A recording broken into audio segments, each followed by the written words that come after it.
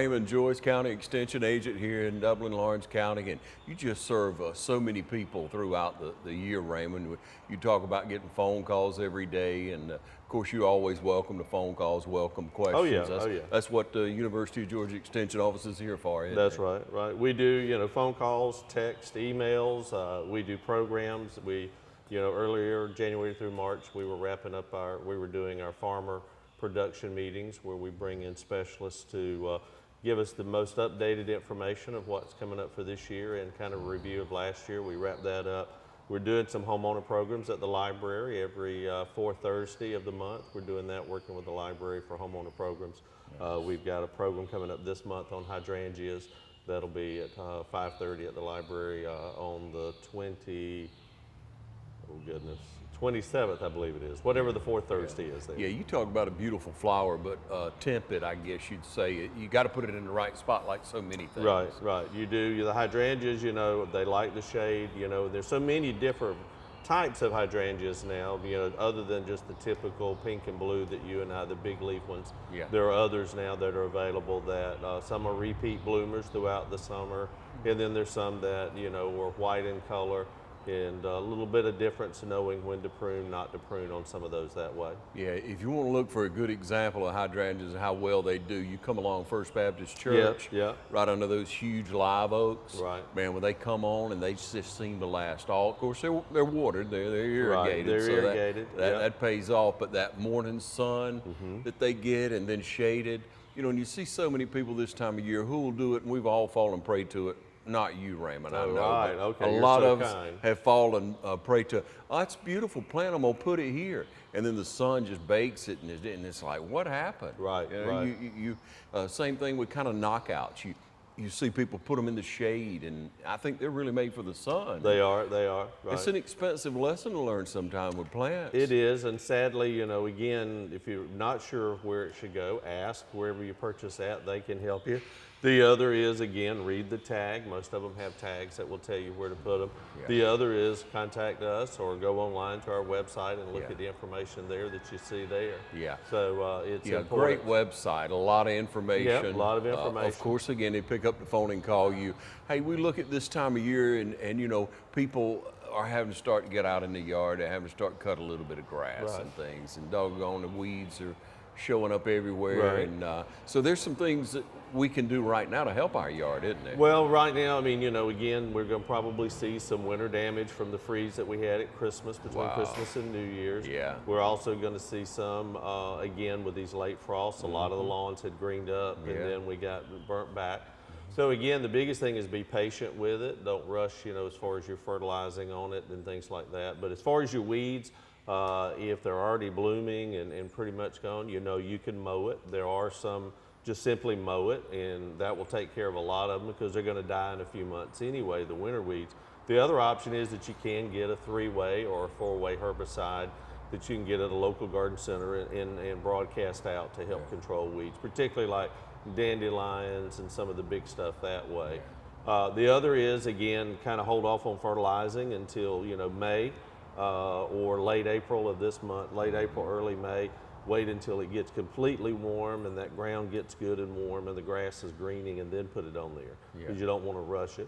And again, you can use a weed and feed the first time on whether you have Bermuda, Zoysia, or whether you have St. Augustine or Centipede. Just make sure whichever product you use, whether it be weed and feed, whether it be a 3-way, 4-way herbicide, make sure it's got your grass on the label. Know what you've got. Yeah. Don't choose the wrong thing. That's right. It's a disaster. That's right. And I find that some people fall prey that they really want to make their yard look good and they just overdo it. Well, you can over-fertilize your yard. You can over-fertilize your shrubbery and things like that. It depends on how much you want to put in. But one of the things, what I find the most with particularly people who grow centipede, want it to be that lush golf course green look, and naturally centipede has kind of an off green color, lime color to it, but they want it green and they put nitrogen on it and it causes the grass to begin to decline over the couple of years with it. So you can overdo it on your lawn. So again, choose the right fertilizer, soil sample. If you haven't soil sampled, you can do that through our office.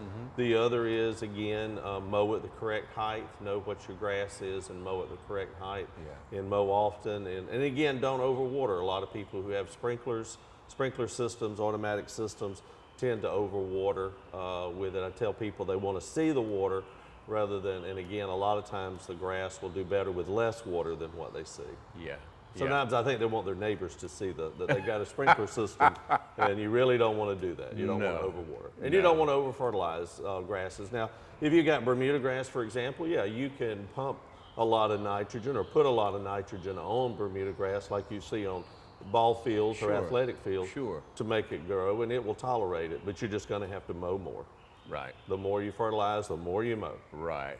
I mean, it gives and takes, but we do like a nice yard. We do like nice plants. It's a great time of year. We see ferns hanging around us. They're so hardy this time of year, and they're, 3 or 4 different types of ferns. Right. I'm not familiar with them. I'm sure you are, but all of them tolerate a lot of heat, right? Well, they will tolerate the heat. They won't tolerate the sun, but they will tolerate the heat that we have during the summer. So most of the time with all of your ferns, really, unless it is a different type of fern, but most like the Boston and some of the other ferns that you see in hanging baskets, typically you want to put those where they do get morning sun, but they don't get afternoon sun. They don't want that baking sun of the afternoon there. But they'll tolerate either in a hanging basket, in a container that you can use that way as well. And again, just make sure you keep it watered and fertilize it about once a month, with say a liquid fertilizer would be good, once a month just to keep it going and green that way. All right. Talking with Raymond, Joyce County Extension Agent. We'll be right back. Spring is here and it's a perfect time to buy or sell your home or property, and great deals are popping up all over. So call agents Brian Howell, Charlene Lamb, Adam White, David Deeves, Jennifer Bradley, Mark Bateman, Jay Brantley, Jim Jarrett, Raina Dubberly, Yvonne Robertson, or broker George Durden today, and get the help you need when it comes to buying or selling your home or property. Log on to c21dublin.com. Call us at 272-1535 or stop by 1700 Veterans Boulevard in Dublin. Deal with the #1 realty company in Dublin and Lawrence County. Century 21 Durden Cornegay. Broker George Durden.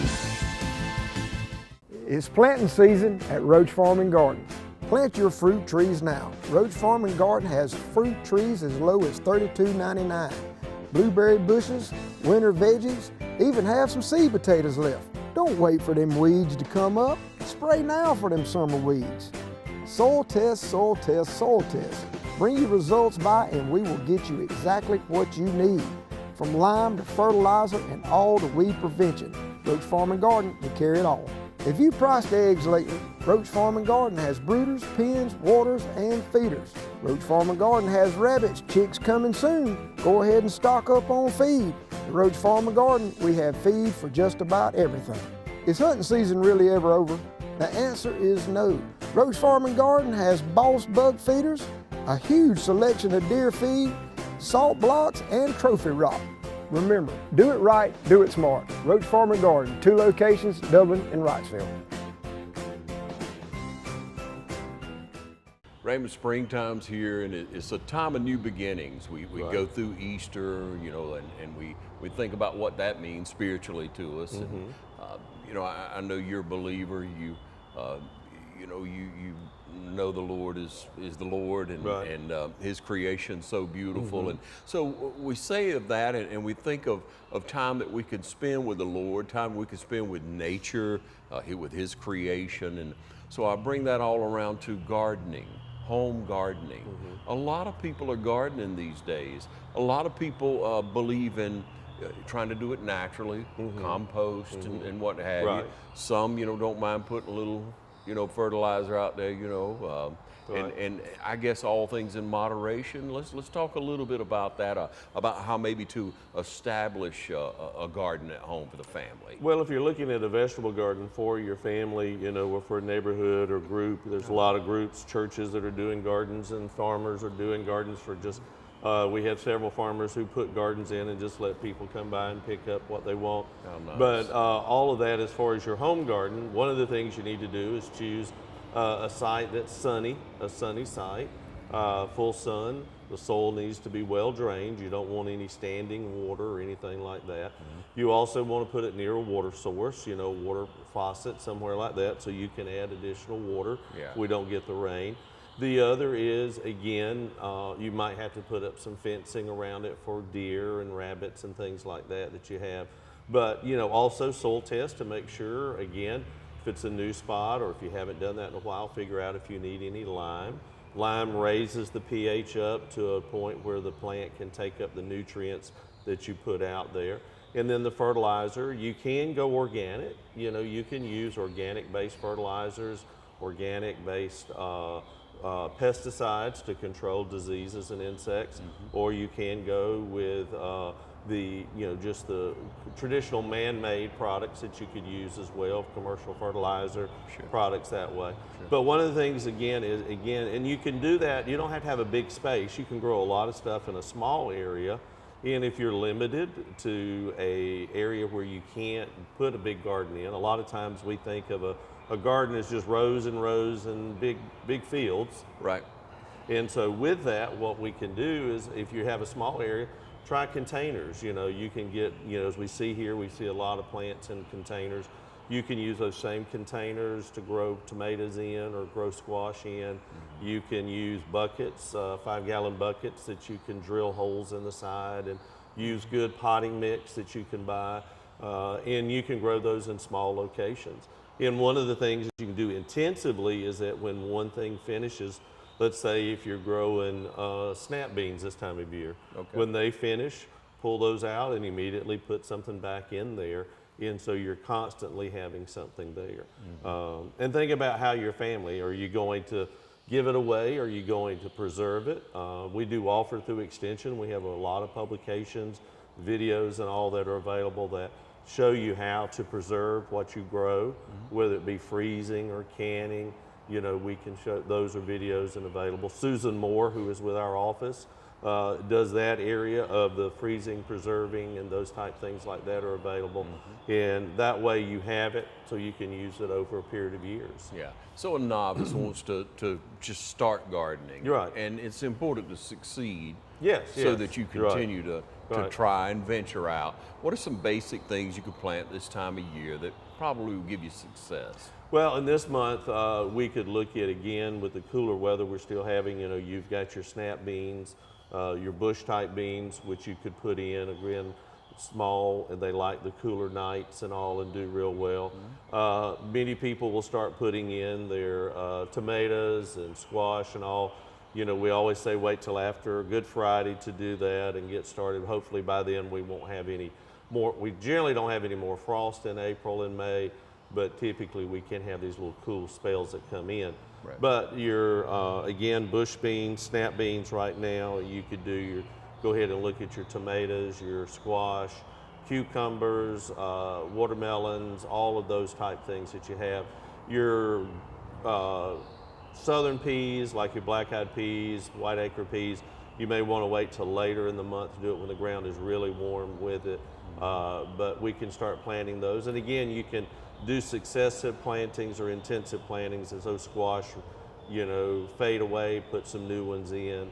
And you can start a lot of that from seed. You know, tomatoes we typically buy already in, you know, transplants, and we transplant those. But you can do that with many different ones by transplants or either do straight from seed.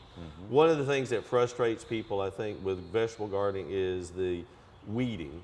The weeds get them, mostly the hoeing and the pulling of weeds and things like that. But there are products, they're herbicide, weed killers that you can incorporate in prior to planting or after planting that you can control those weeds with. But and the other factor that a lot of people, a novice, will do is they'll try to plant the whole farm in a vegetable garden, and you really don't need to do that. Just try some of the things and learn. Start out small and then work your way up till you get comfortable with it.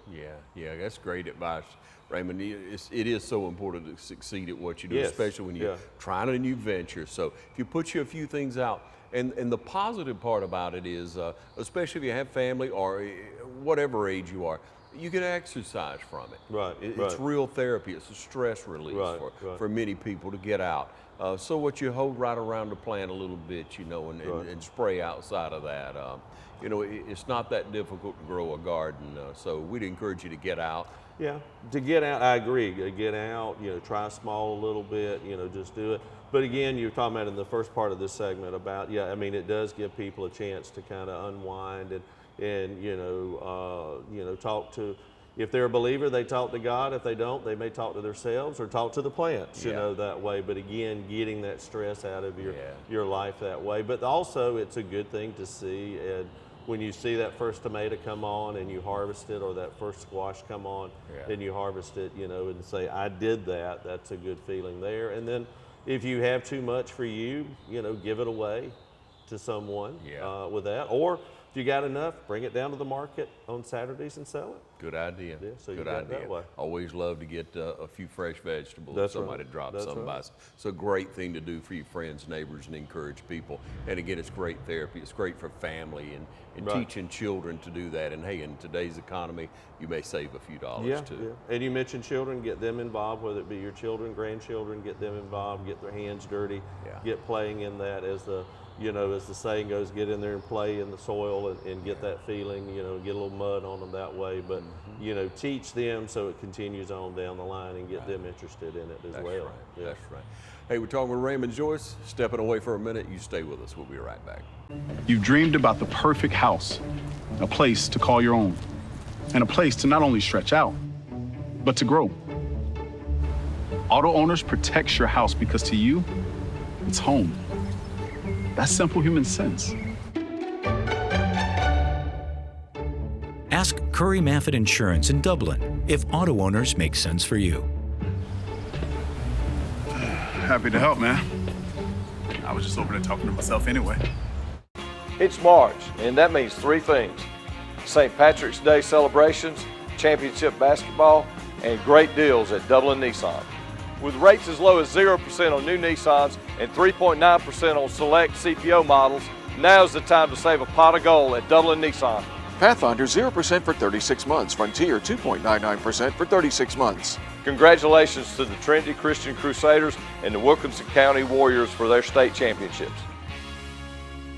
Raymond, we look at all the rain lately, and it's good to get the rain. When we don't have it, we want it. When there's too much of it, we That's wish right. we could spread it out, but that's all in greater hands than ours. But we look at the huge impact in the rural area of farmers and farming, and how much farming goes on around us. Right. And specifically, in the field with corn, with cotton, with peanuts.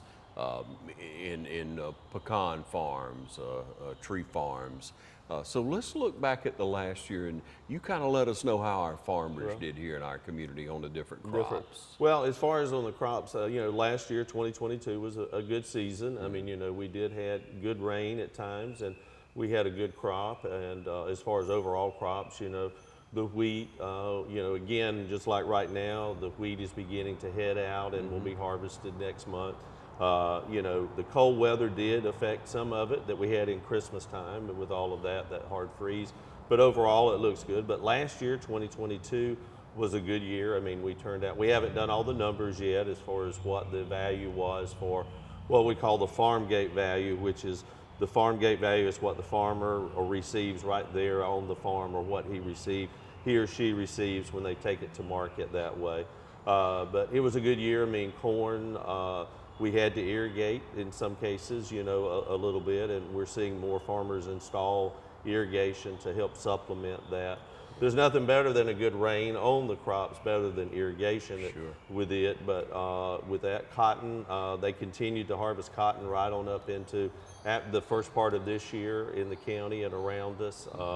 And then also, and a lot of that was due to the weather and just the crop that was made. And then peanuts were good as well. Pecans or pecans, depending on how you say it, where you live.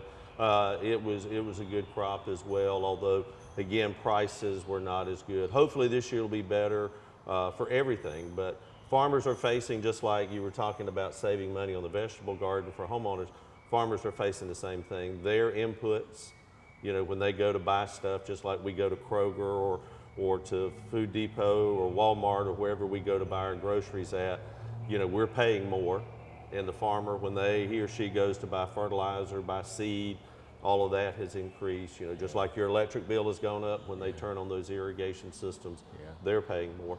But overall, we're looking forward to a good year this year. I mean, farmers are very positive as far as, although they face a lot of stress, you know, it's farmers are stressed just like anybody else in a business, are stressed by different things. But one of the unique things about being a farmer is that they can't go down and say to a buying point and say, I want this much for my corn. Yeah. It's all based on the market, the worldwide, and what the markets are. But again, one of the things with it is that they look at each year, they close those books, begin a new year. Right now, as you mentioned, we are planting corn. A lot of people planted corn. Corn kind of went through a little bit of freezing times with those couple of late freezes that we had in March, but it's all coming back and looking good. The rain has kind of held us off on a lot of field work right now. Farmers are wanting to get the fields prepared, a lot of people will see fields that will suddenly they'll go by one day and it's green, they come by and it's brown, and that's where they've sprayed that cover crop that they planted last fall to help build up the organic matter in that field. And so they'll get ready to plant right into that. But here in Lawrence County, you know, corn, cotton, soybeans, wheat, peanuts, those are our big crops. Pecans are good. You know, we do have some small fruits like strawberries, pick your own. Blackberries, we do have pick your own, as well as those that are sold commercially, you know, picked and sold through the grocery stores. We have other farmers that are looking at various things. Hay producers, cattle producers we have in the county are looking at that. A lot of people think farmers are making a killing with all these prices that they see at the grocery store, but it's not them.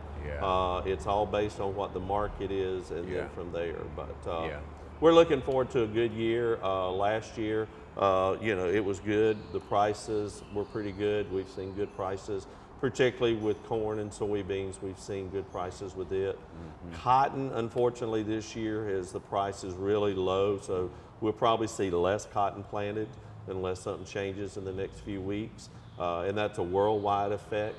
People are not buying as much cotton clothes anymore, and we want to encourage people to buy cotton clothes. You know, that's all important with that. But it's, you know, farming is the #1 industry in the state. It's the #1 industry in our county here. And, you know, thank a farmer. If you know a neighbor that farms, thank them. Be careful on the roads when you see all that traffic. Don't get impatient. They can only go so fast, you know, but give them the yield, give them the right of way as far as getting through the roads and all like that. Yeah, you know where you are. You're in rural Georgia, Right. and you're going to see a farmer out on a tractor. Right. You're going to see them taking implements from one field to another. So, Right. yeah, like you say, just chill out for a minute. Yeah, and be take patient it with easy. them, you know, put the cell phone down. Oh, I'm sorry. Put your cell phone It's down good and pay advice. attention, you Yeah, know, it's with good that, with advice. what's in front of you. But Yeah. again, you know, we are seeing, we're seeing some, you know, here we've lost one of our buying points, you know, here in the county over the past few years. So we're seeing less and less farmers are having to consolidate, you know, where they sell, or either may have to look at other options of selling, but most of them stay local with their product the best they can here. Yeah, I'm all for farmers making more if they can, you know, get paid more for what they do, rather than, you know, coming on up the ladder, so to speak. Right, and we need to keep in mind that, you know, just like I always tell groups and individuals, we need to make sure that our food comes from here in the United States, and we're not dependent on another country to bring our food, as much as we're dependent sometimes on other products that we saw, particularly during the pandemic. We actually saw that we were things that we couldn't get, but we need to make sure that we support our farming industry here in the United States and in Lawrence County. Blueberries, everything good with those? Strawberries, everything Well, look they're good? beginning to pick blueberries in South Georgia. Excuse me. The early varieties they're beginning to pick. We did see a loss with some of the frost and freezes on the early ones. Peaches are going to be down in the state due to the last frost or freezes that we had. Heard some, you know, pretty bad numbers on those. So, but again, hopefully the later peaches we'll see more on that. Strawberries, we do have a pick your own operation here that you can go and pick your own operation. Go out and pick your own strawberries, or either go by and purchase them where they've already picked them that way. But support your pick your own. You were talking about vegetables. If you don't want to grow your own vegetables, we do have a lot of people who grow and sell vegetables locally here. Yeah. They'll pick your farm and around on the outside of the counties that touch us as well. So support them as well. Yeah, man. And the farmers market. Go down there and see the farmers market, because again, you can talk to the person who grew it. Yep. And find out what they did, and again, support them locally that way. Yeah. It's a great experience, great opportunity. Hey, thanks for everything the County Extension Office does here in Lawrence County, for what UGA does for our state, for our country, nation, and you know, throughout the world. Right. Well, thank y'all for allowing us to come on and share, and anything we can help the community with, you know, again, call us or email us, text us with that. And just a reminder, we are at our new building out at Southern Pines. So again, come by out there and see us and check out our new building, but also come by and if we can answer any questions, let us know. Yeah, get that soil sample. That's right. Thank you. Raymond, Joyce, everyone.